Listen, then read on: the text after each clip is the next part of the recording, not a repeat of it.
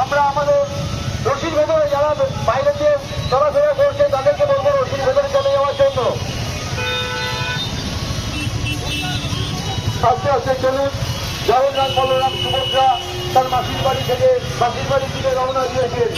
আজকে এই অবধি ভক্ত সমাগমের মধ্যে দিয়ে আমরা